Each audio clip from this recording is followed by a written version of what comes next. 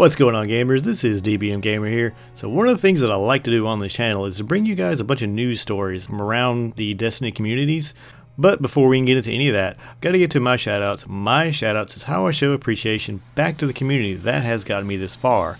And guys, we're about to pass a milestone for me. I'm actually right at 1,000 subscribers, and that's huge. That really does surprise me. I didn't really think I would get nowhere near that far this quickly.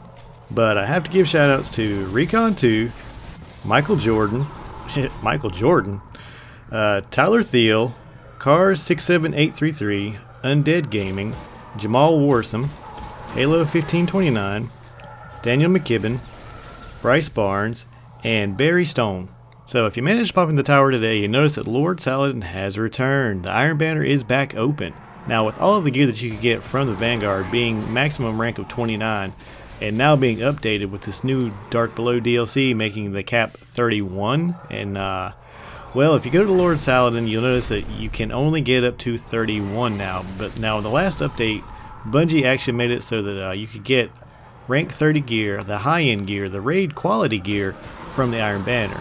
But this go around, the only way you're going to get to 32 is through the raid Crota's End. Now one of the questions that people had was, what if they took their gear from the last Iron Banner and put it through the Reforge option? But you really don't get anything extra from that. What you're going to have to do is earn brand new gear by playing through the Iron Banner. That's the only way that you'll get increased weapons and increased armor. Now one of the things that happened also with this Dark Below is it actually introduced a very minor glitch. When you go into the Iron Banner, if you did not buy the Dark Below DLC, it'll actually show you that you needed it to get into the Iron Banner, but this is not true. It's actually just a mislabel from Bungie. And they are working to kind of patch that out, but just go into it as normal and there's no issue. If you didn't buy the Dark Below, no big deal.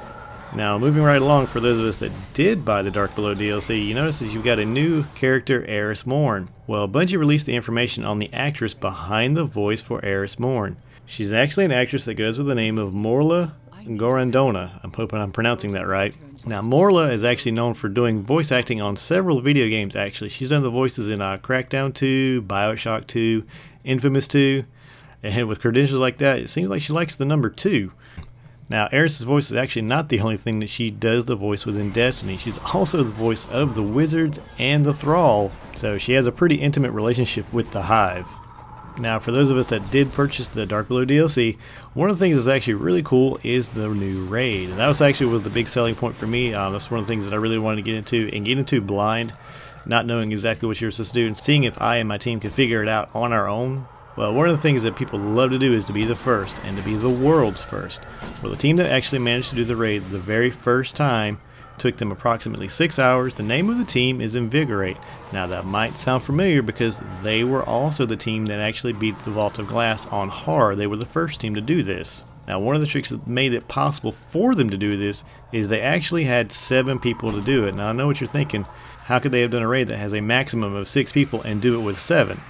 Well, it turns out they switched out one guy, and the reason why they switched this one player out is because on his character profile he had multiple bounties that had been completed, turned into bounties, got the experience boost off the bounties, used that to level up the gear, and then when he came into the raid he came in as a 31. With this little bit of a boost of light level, he was also able to increase the amount of damage output that he was able to do, and he was able to deal the killing blow on Crota. So I do have one small tip for those that have not run the Crota's raid. Make sure that you leave a slot open in your shader and a slot open in your emblems. Now the reason for this is there's actually a small glitch that does not allow the leftover shader and emblems that you may get from the raid run and send them to the postmaster. They might actually get lost in transit, so make sure that you leave a free slot so that you can get that extra shader and that extra emblem. Now at this point there are lots of teams that actually have done the Crota's End raid and have laid the smackdown on Crota. Wouldn't you like to continue on the fun? If you actually go over to Twitter, Crota has his own Twitter account, and you can actually kind of jab at him a little bit. I know I've had my fair share of fun with him. But for players that have not completed the Crota's End raid, but have Crota in their sights, guys, I want you to have a drink on me. Alright guys, that's all I've got for today. If you like this type of content, just hit that like button, or leave a comment, or if you want to see more, just hit that subscribe button. But as always guys, have a good one.